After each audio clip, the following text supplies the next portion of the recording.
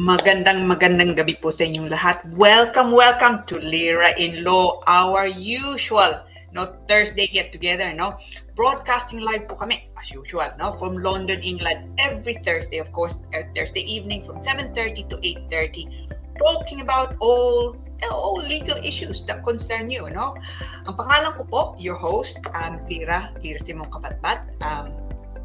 I'm a practicing solicitor with Douglas Simon Solicitors. We are lawyers in London, England. Established for, ang opisina namin, established for something like over 25 years. My goodness me. Over 25 years opisina namin. Ako po, I myself have been in practice. Actually, I recently had, in February, I had an anniversary. I recently celebrated. I'm not sure what it's celebrated or commiserating, 32 years post-qualification experience as a solicitor. So, hindi pa kasama doon yung pag-aaral ko tsaka training. But 32 years na ako. So, matanda na po ako. But anyway, as usual, I will be discussing topics nga that concern you. And of course, always with practical tips. So hopefully you join me for the session natin nga, Ang topic po natin ngayon, again, another big topic. I mean, I say this every time, big topic, because there are only, at the moment nga, talagang big topics, especially po immigration. Immigration and family law are really challenging areas of law nga at the moment. And tonight is no different. So, topic po natin ngayon is biometric residence permits, no? BRPs. Yung card nyo, no, that shows kung anong visa nyo. So, it is a big topic dahil magbabago ulit pong batas. Well, actually, nagbago ng batas. It will come into play at the end of the year. So, the 31st of December nga, 2024. Pero kailangan nyo ng pag-isipan na nga ngayon and you need to start taking steps and also not to be concerned, no? Dahil a lot of people are panicking at the moment about the ending of their biometric card. So, yung pong pag-uusapan natin. And as usual nga, no, with practical tips, no? Things to do, website nga na kailangan yung tignan. Yung pong ang pag-uusapan nga natin yun. So hopefully you continue nga to join me, no? Now, so we're going to take a very short break nga lang. Saglit lang po, short break nga lang. Tapos we're going to launch into our topic. As I said, it's quite a big one. And of course, we have, as usual, quite a lot of interesting questions nga. So saglit lang po, and then make sure you come back and join me again. Okay, sandali lang po. See?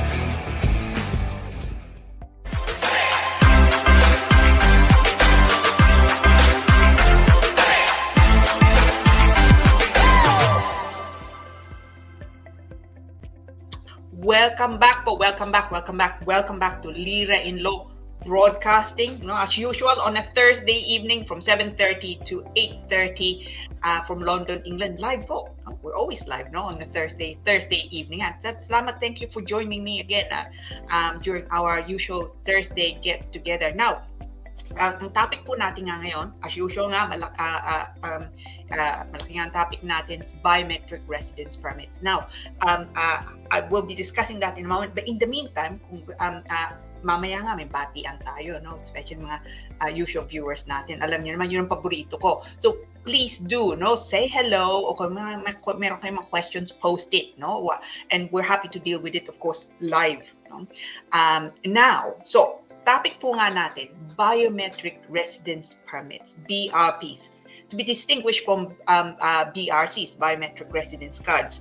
Biometric residence cards, those are mainly really for, say for example, EU national nga kayo, you got pre-settled status or settled status nga in the United Kingdom. Pero pag-usapan po natin ngayon, biometric residence permit. In fact, the two are very, for the purposes of today nga, the same practical issue apply. BRPs. Oh, okay.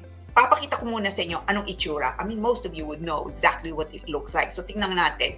So, what does a BRP look like? Biometric residence, yung card po natin. Okay? Let me just see if I can just bring that up, yung card. So, ito pong itsura, no? Itong sample na. So, makikita nyo dyan, it's like, the size is like a credit card. So makita niyo yan, so there's colors, no, a mixture of blue and red nga. So nandun ang picture nyo, no? Nandun pangalan nyo, of course, no? Buo yung pangalan, nandun yung birthday nyo, and it would also say kung anong status nyo nga dito and any restrictions, for example, no? Work allowed, for example. So it is it's a card. So it's yun po ipinalit yon dun sa, di ba dati, especially kung, you know, if people like me who've been in practice for a long time, dating tatak yung visa nyo nandun sa passport, di ba, no? Dun nakatatak. Unang-una, years back now, it was just a stamp, no? It's a black stamp, you know, like the normal stamp you see in offices. Tapos pinalitan nila. Ang pinalit nila it's the green stamp. I still see quite a lot of those, actually, the green stamp. Yung nakadikit nga lang. And then pinalitan nga nila with this. Okay, the biometric residence permit. Yung card nga, itong itsura, no? The idea being, it's more, it should be less susceptible nga to fraud, no? And stamps were far easier nga to copy. So it's supposed to be more secure, and it has been actually more secure. Or change again, no? So, for most of you na especially kung kakukuha nyo nga lang ang BRP nyo, yung card nyo, makikita nyo naman, alam nyo naman na matatapos yung card nyo on the 31st of December 2024. So this year nga po, matatapos. And I get this, the question often posed to me is, well, hang on, bakit natatapos yung card ko pero ang visa ko lagpas pa? And so, for example, today, I actually got a BRP back and sabi ko sa kliyente ko, huwag kang mag-alala. Alam ko ang visa mo is for 2.5 years, pero yung card nga lang, 31st of December 2024. So, in a few months' time, matatapos na nga. Pero meron kami nakuha ang sulat, guys, sa Home Office to say, ang visa nga niya, 2.5 years because it's a spouse visa. Now, so, yung pag-uusapan po natin ngayon, so, unang-una po, all BRPs, all these cards nga, na pinakita ko kanina all those will expire on the 31st of December 2024. So, end of this year. Now, why the change? Frankly, sabi ng Home Office, well, actually, sabi ng gobyerno, they want to continue working towards, sabi nga nila, digitization of immigration.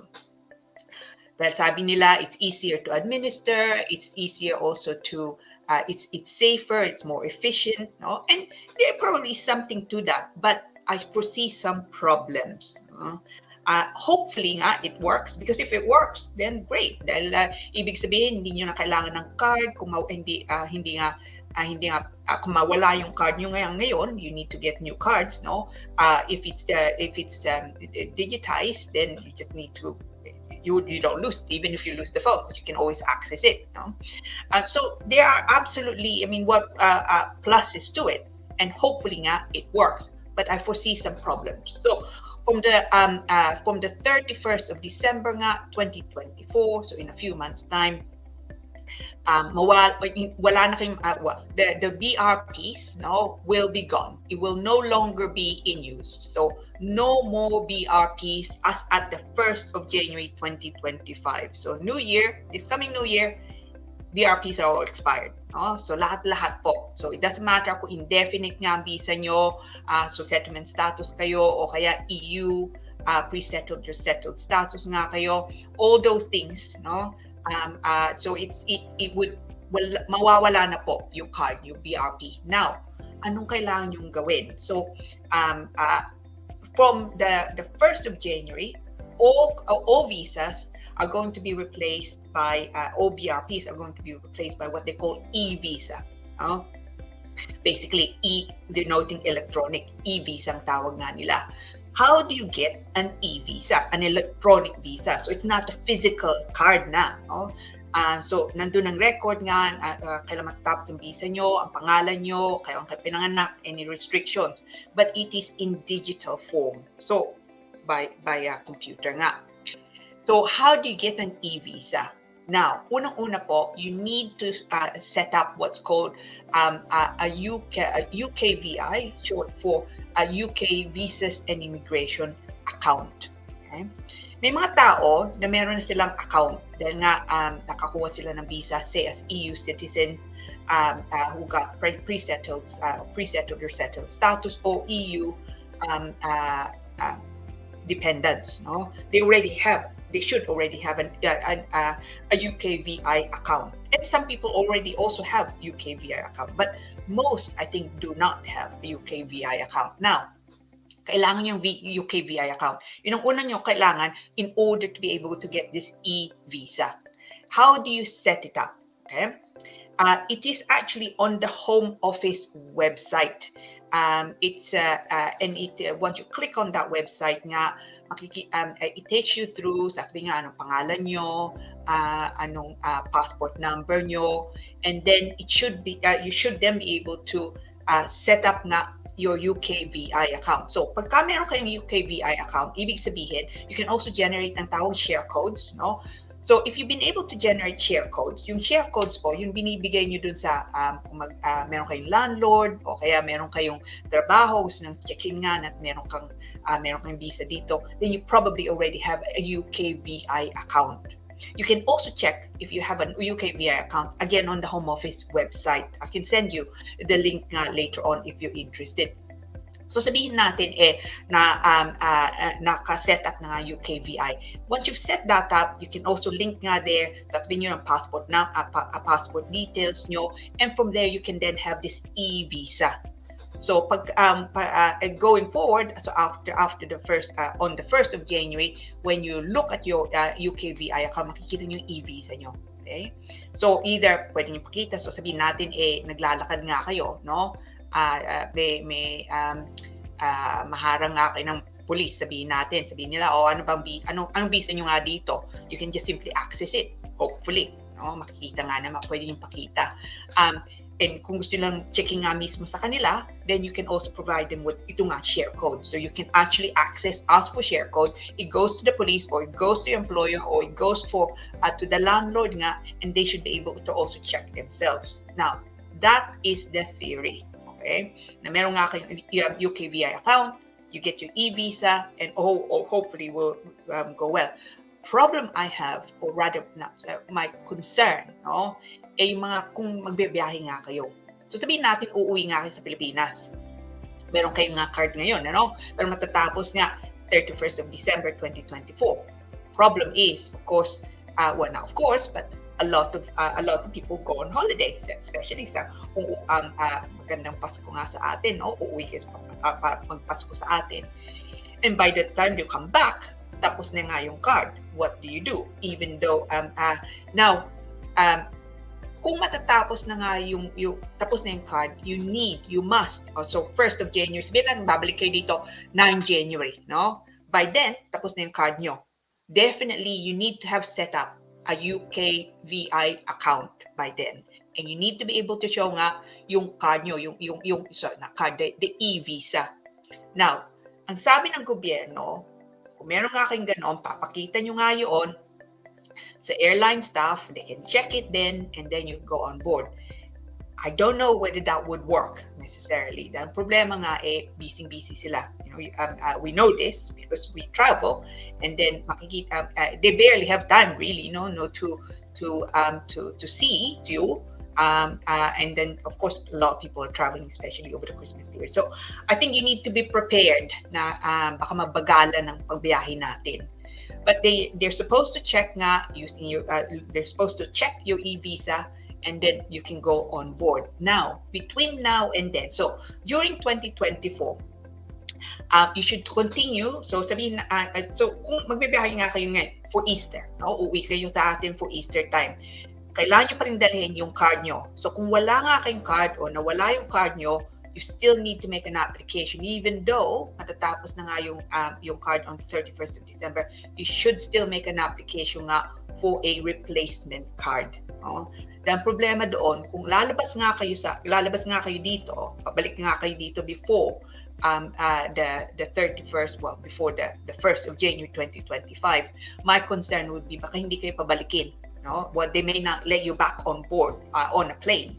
Then otherwise, they may be they would be penalized. May penalty po kung if they're found to have allowed someone on board who does not have proper entry clearance to enter the United Kingdom. So there's quite a big penalty against airlines. No? So my concern is kung wala nga kayong hindi pa nga ito na naumpisahan, no? The e-visa. If you don't have a BRP, then it could be that you don't even get on the plane. Of course, kung indefinite nga kayo, may visa pa nga kayo dito. And at the airports, at Heathrow, no, when you land there, they can check. Nandun ang home office. Pero kung nandun kayo sa Pilipinas, then they will not be able to check.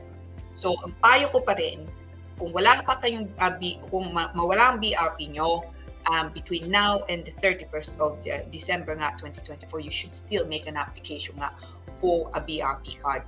Sayang nga lang, because of course it's additional cost, but it's better to have that than have to cancel nga your flight, rebook nga the flight. Yun mas mahal. So it's better, it's good to do that if you're traveling nga. After, as I say, the 31st of December 2024, so on the as at the 1st of January 2025, next new year po, no? Then you should be able to simply provide yung e-visa. Let's hope it works. I don't know whether there are going to be issues. I suspect there will be issues, no? And in the UK, kung meron kayong e-visa, I mean, even now, it's not a problem. That's sa UK nga, it's far easier to, of course, check now with the Home Office. So sabihin natin, gusto yung magbago ng trabaho, kailangan nilang check-in na meron nga kayong visa dito. They can easily do that by you giving them a share code, they input it, and then they check directly nga with the Home Office. And of course, kung may magka-problema administratively, then hindi nga din mabigat ang problema because of course you're in the United Kingdom. But as I say, be careful kung magbibiyahe nga kayo. So, to recap po, 31st of December 2024, lahat ng mga BRP, they are all expiring, all on the same date. As at the 1st of January 2025, ang kailangan yung pakita itong e-visa. Hopefully, at least the Home Office have promised, no, na from about summer, I mean, actually they promised that the process would be now started na ngayon, no, beginning of 2024, but it's not yet. But I suspect in the summertime, no, this process, the e-visa process, will begin to at least start, hopefully. But just be careful nga kung magbibiyahe kayo. It's still important na meron kayong mapapakita at least until the 31st of December. Now, ito pong e-visa, ito, no, there's no fee to the Home Office to have this e-visa nga. You simply need to log in. It may be that later on, no, they charge, but at the moment nga, wala. And hopefully that continues. The good thing is, if it works, it should be more efficient. Kailangan pwede nyo ilagay nga doon yung passport number nyo, no? Kung magbago ang passport nyo because that one's expired, you can also update it. So, I think the intention and the plan is good, and hopefully nga it works.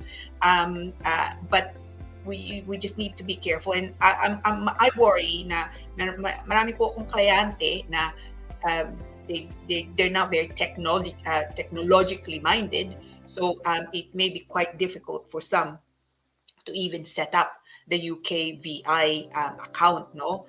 By the way, when you set up a UKVI account, they would normally want to also have a digital photo, no? So for our clients nga, we set up the UKVI, or we can set up the UKVI account, and we also can take photographs nga, digital photographs to upload. So we can do that. So if you need help in relation to that, let us know. So yun, it is again, it's going towards digitization, and it's not necessarily a bad thing. Yung nga lang I'm just concerned that there too much responsibility maybe expected nga, no, from say airlines, and I don't know how they're gonna cope. Alam niyo naman, especially Christmas time sa atin, no, pagkababalik na kayo dito, ang haba ng pila, no? So hopefully they're able nga to cope, but time will tell, no? It's time will tell. Tingnan nga natin. Now, I hope that was helpful and useful nga to you.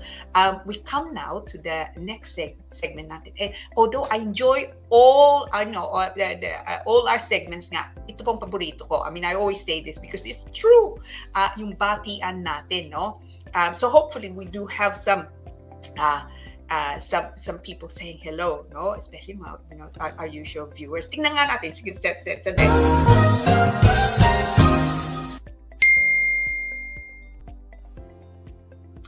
Okay, tingnan natin nga dito.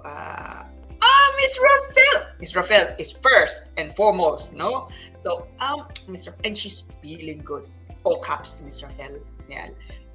Emmeline Rafael, she's a lovely lady. Hello again, sabi po niya, and good evening, Attorney Lira, and everyone, no? Happy Thursday again to all viewers. Happy Thursday po, Ms. Rafael. Hopefully you well. Actually, do you have any travel plans? The Easter nga, no? A lot of people are traveling for Easter. I don't like traveling over Easter, actually. That napaka-busy. But one of these days, I will. Yeah, so let us know, no, Mr. Rafael, kung meron ka mga travel plans. And I hope you enjoy it. Hello po. Tingnan natin kung meron pang bumabati sa atin. Tingnan natin. Let me just check this. Okay. Okay, let me just, I'm having issues trying to get to the next greeter. So, sandali lang po. Slight issues with si Mr. Rafael watching from Wimbledon, sabi nga niya. You know, actually, in a few months, in June, I think it's June, no?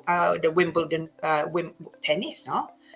It's, yeah, so Mr. Rafael lives in one of the most famous places nga in London, no? Wimbledon. So that's a lovely place also, all very green. And of course, there's the famous, tennis competition, no?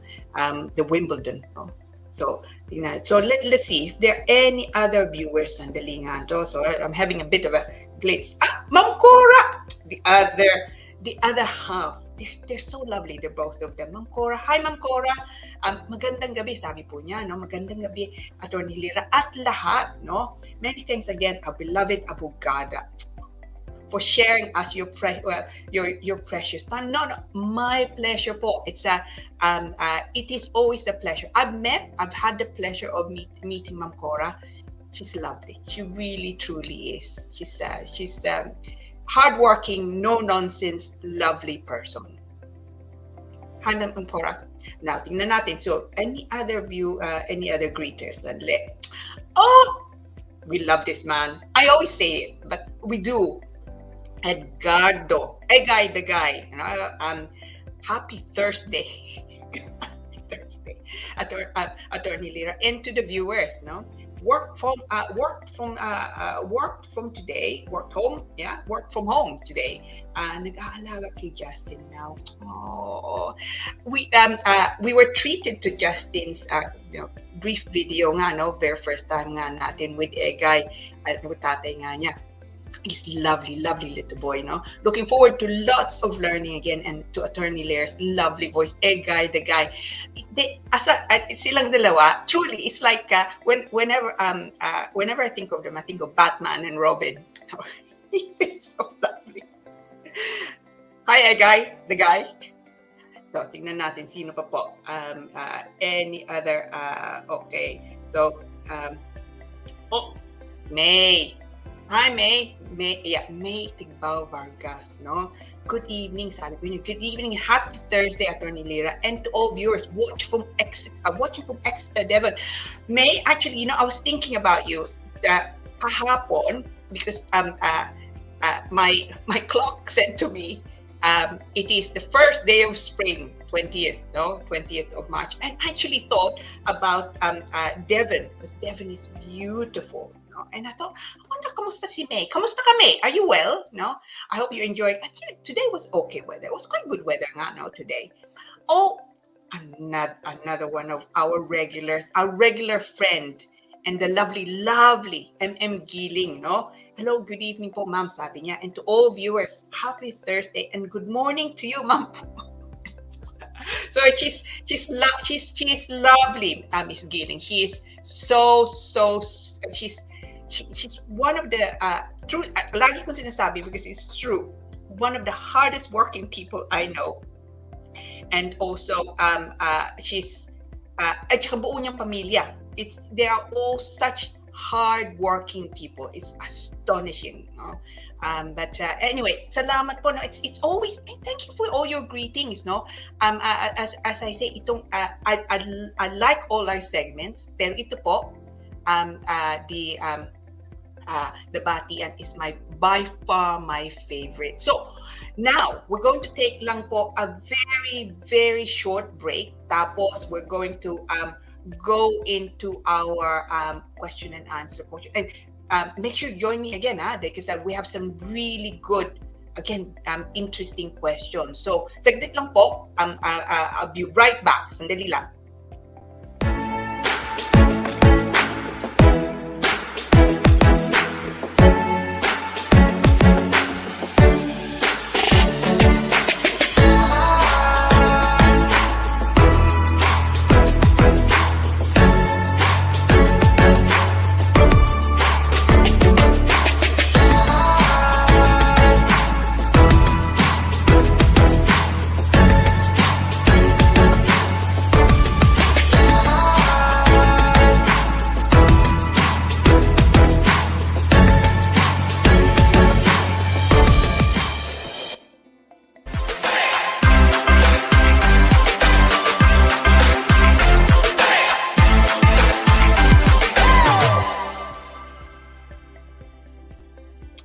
welcome back po. Welcome again. Welcome to Lira in Law, broadcasting live from London, England. Our usual Thursday evening from 7:30 to 8:30 p.m. po.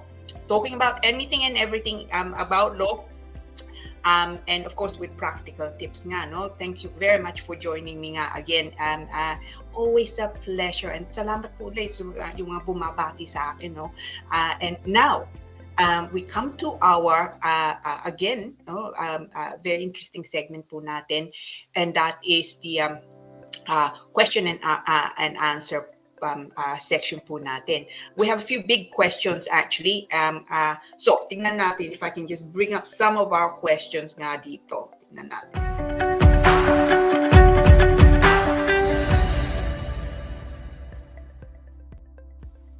Okay, so hi to Douglas Simon Solicitors team. Quick query, sabi po niya. No? I'm applying for an extension spouse visa on the 2.5-year route. I took the A2 test. But the certificate expired a few months ago. Can I still use it for my extended visa application, or do I need to retake the English language test? Now, okay. Now, alam nyo naman,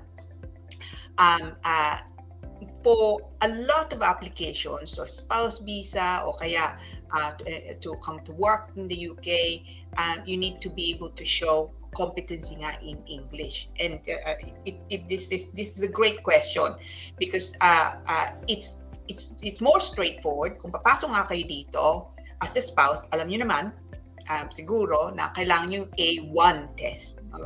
And kailangan niyo bago kayo makakapasok nga dito as a spouse.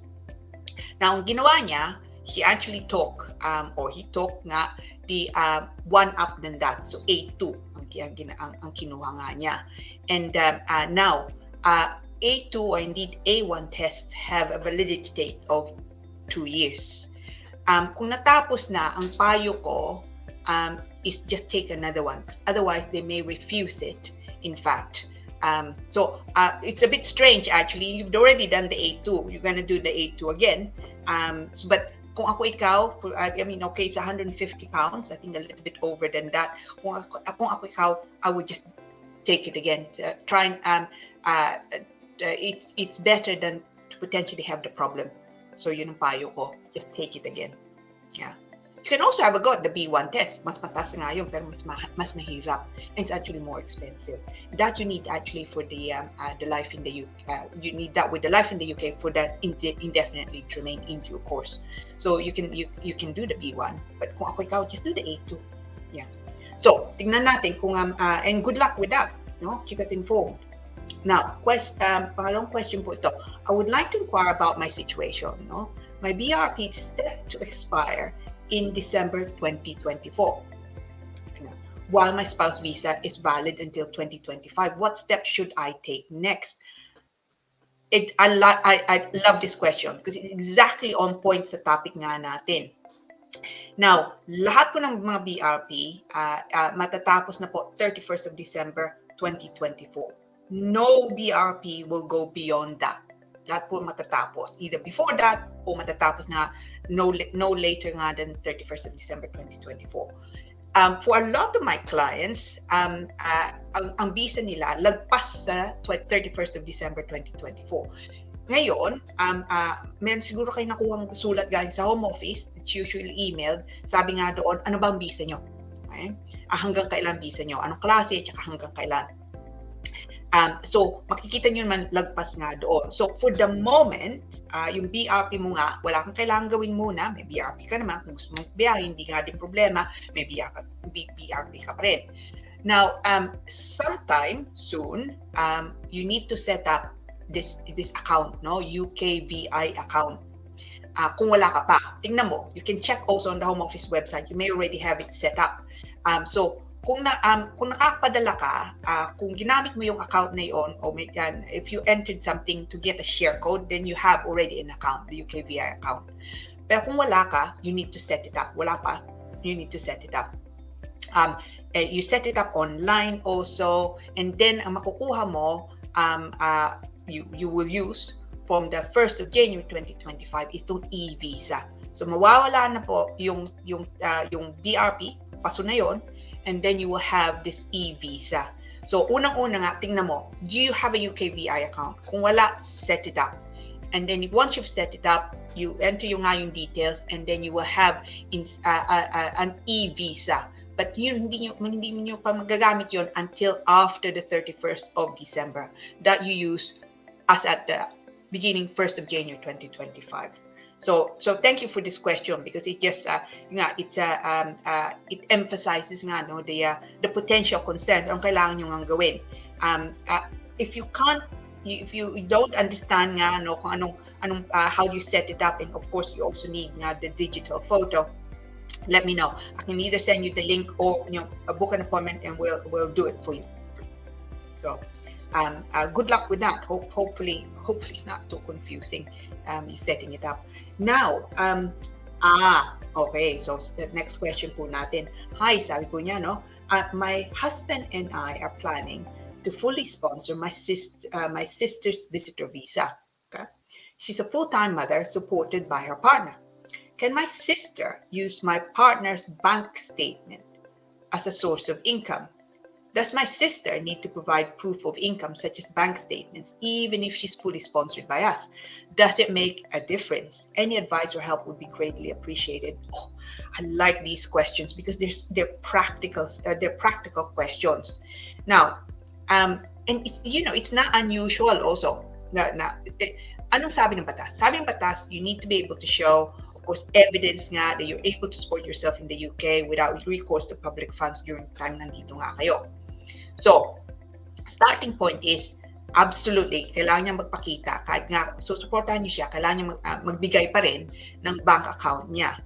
Hindi niya pwedeng gamitin, huwag niyong gagamitin yung account ng asawa mo, because the Home Office will take issue with that. They may refuse the application they may think you're trying to commit fraud, no? So, do not use anyone else's account. Kailangan yung account nga niya mismo. Now, siguro, ang problema nga, o nag-aalala kayo, walang laman. Dahil wala nga siyang trabaho, she's full-time, caring for the children. So, it could be that there's not a lot of money going in there, if anything. Kung yung po, magbigay pa rin kayong bank statement galing sa kanya. But make sure, magbigay din kayong bank statement galing sa asawa niya, no? Kung meron siya. At saka definitely po yung bank statements nyo, kayong pareho. Now, ang payo ko nga din for all my clients, whenever I'm making an application, any kind of application, pero especially po kung visit visa, I always provide parang affidavit statement, no? So that's a bit more than just a letter of invitation. So, sulat o statement, better statement really, galing sa inyo, parang affidavit ng itsura. Sabihin nyo doon, anong ginagawa nyo nga dito, anong relasyon nyo sa kanya, no? Anong balak ba, no? Maybe you're just inviting her for 1 month. During that time, saan siya titira, saan siya matutulog, no? That you are doing, I don't know, whatever job, no? Na abogado kayo, let's say, no? O kaya doktor kayo, o nurse kayo, carer nga kayo. You can say that na itong meron nga kayong income dito, and you will be fully supporting her during that time na nandito nga siya. So hindi problemang titirhan, hindi nga din problemang pagbayad.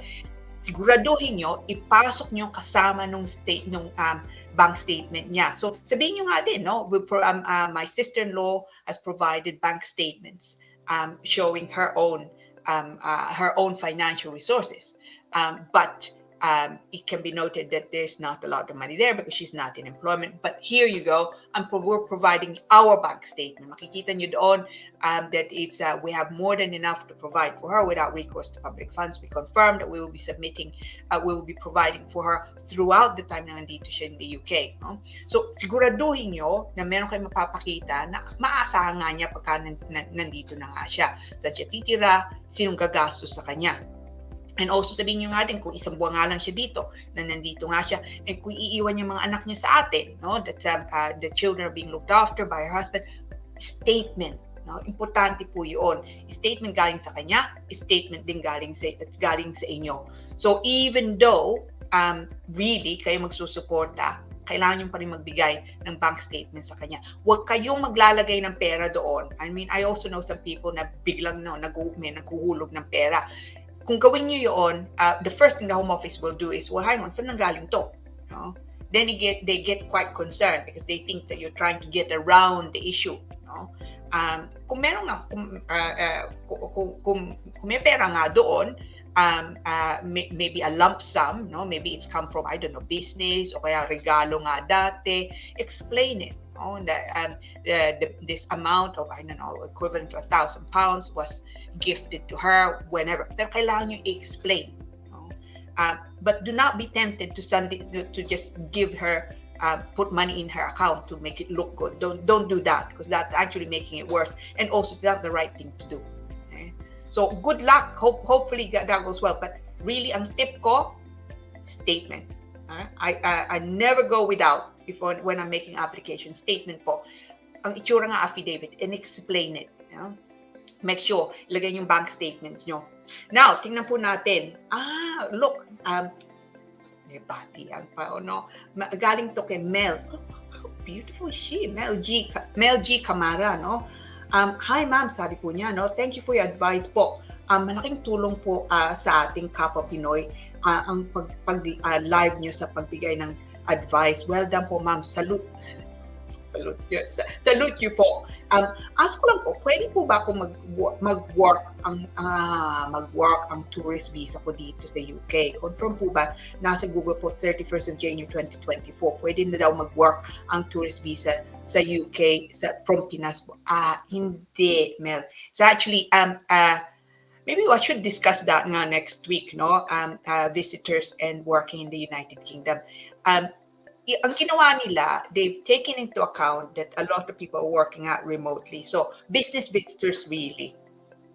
So, say nandito nga kayo and you need to take conference call nga dito sa UK. That is allowed under as at the 31st of January 2024. Pero ang plano nga, nandito kayo, sabihin natin, dumating nga kayo dito, turista nga kayo dito, tapos merong nag-offer sa inyong trabaho, no? Sasabihin nila, kung gusto niyo magtrabaho sa manager o kaya as a carer nga, no? Yung po bawal, no? So absolutely it was expanded a little bit, but mainly to do with this visitor business, no? Visas. But kung tourist visa nga kayo, that in the normal way, no? To work, say, as a carer, mga ganon, hindi po yung pwede. And I think that's actually a very good point, Mel, no? Dahil nga, let's see if we can perhaps deal with that sometime next week, no? But yeah, so hindi pa rin nga, hindi po pwede yun. And if they catch you, of course, that would be in breach of your immigration condition, and they will likely rescind your visa kung meron kayong visa nga dito, o kaya they may even say, they may even ask you, they may even remove you from the United Kingdom. So what yung gagawin? Yeah, it's a bit of a misnomer that, no? Dahil ang mga articles nga, they said, tourist visa, work in the United Kingdom. Pero mali po yun eh. There's been a slight expansion to take into account nga remote working for business visitor visas nga dito, for example. But hindi naman ibig sabihin kung visitor ka, pwede ka magtrabaho. That's not, unfortunately, how it works. Now, tingnan nga natin. Let's have a look here. Any other comments? Tingnan ko nga. Sandali. Let me just check nga kung meron pa tayong mga comments. Good day, Attorney Lira. I am currently here in United Kingdom and I do have a question. My visa will expire on June 2027, and if I plan to change my employer, what should I do? Should I apply for a new visa? Thank you to you and to your team for this informative show. And thanks for that. And again, it always, I'm also privileged to get such great questions and such insightful questions also. So, nandito siya, may trabaho siya nga dito. May visa pa siya hanggang 2027. Now, gusto niyang palitan, may balak siyang palitan nga yung trabaho niya. Kailangan pa ba niya ng panibagong visa? No? Now, the answer is yes, definitely. So, I get this actually mainly from say mga carers, no, or indeed nurses. So, kung meron kayong visa dito, ibig sabihin, nabigyan nga din kayo, unang-una nga yung cost, the certificate of sponsorship ang binigay nga sa inyo, no? Kung papalitan yung trabaho nyo, may sasalo nga sa inyo, you can do that, pero kailangan nyo, they need to issue you again with a new cost, a certificate of sponsorship. So, hindi nga lang basta-basta sino mang makakasalo sa inyo. You need an employer who also has nga a sponsorship license. Okay? Now, pagka once you've been issued nga with a cost, kailangan nyo magpasok ng panibagong application. So, hindi nga lang na, it's not a question of variation. Kailangan yung panibagong application uli. Now, ang bisang bibigay siguro sa inyo, it could be 3 years, it could even be 5 years. Now, the good news is, kung ano man ng visa nyo nga dati, visa mo dati kanina, sabihin natin ay nakakuha ka na ng dalawang taong ka na doon, mahigit sa employer mo.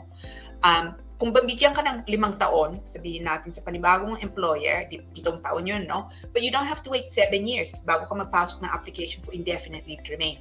So, pwede nila, they include nga, or you can include the 2 years before. So, pagka 5 taon ka na dito, you can nevertheless make an application nga for indefinite leave to remain, which is settlement status. Now, to take that one step further, you then need to wait another 12 months pagka may indefinite ka na, then you can make an application for naturalization, and then that will then lead to a British passport. So, and thank you very much nga for the great question. It's actually a very and I'm particularly grateful because it's a very practical one. It's actually one that I come across all the time. So it's great that we're dealing with that today. So tingnan natin pa kung merong mga questions. Oh, galing po Mel. Hi Mel. Hello po ma'am, sabi niya, new followers. Salamat po sa sagot niyo, madam, sa tanong ko. Mel, it's my pleasure. Ikaw ba yan? Lovely photo of you, no? It's no, thank you for joining us. And it's always it always pleases me, no. Now our usual viewers, it's always great to for them to say hello, of course, no. But it also equally pleases me, mga panibago. So nice that you're taking the time, no, to watch me, to watch us nga, and to say hello. Thank you po. Edgar! No, if you are our usual viewers, mga kaibigan natin, Edgar is one of my favorite people. So, magandang gabi. Oh, with the heart emoji. Po sa inyong lahat, mga manonood. Lalo na po sa mahal ng Douglas Simons Listers sa pamumuno ni astonishing Attorney Lira. I love this man, talaga. He is such a poet also, and I tell you what, I've had the pleasure also of meeting him. He's such a talented guy. He can do anything. Oh, so I'm always I'm always astonished, and I'm always jealous, no.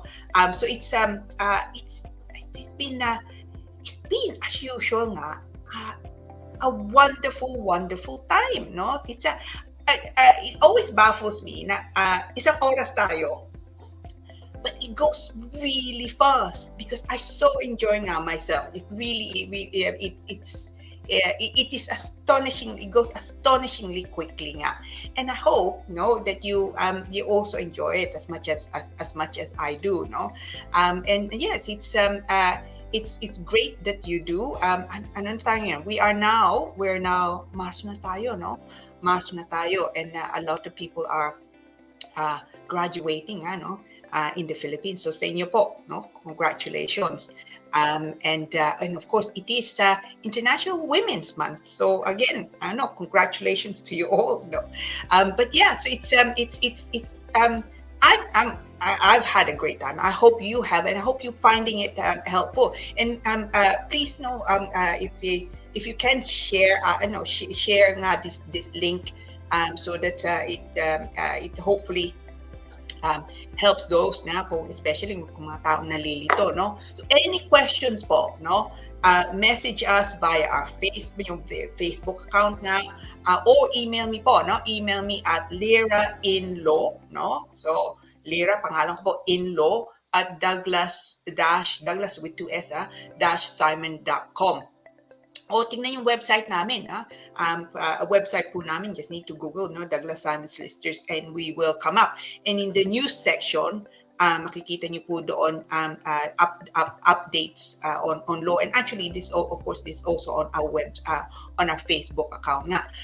I just want to also thank you all for keeping me company at saka special thanks po to the Facebook groups, admins and Filipino community groups nga in allowing us to post our videos nga and contents on there on the group chats nga salamat po, it's appreciated, it truly is. So it's as usual nga, it's been a blast, and I hope that you can join me again next time.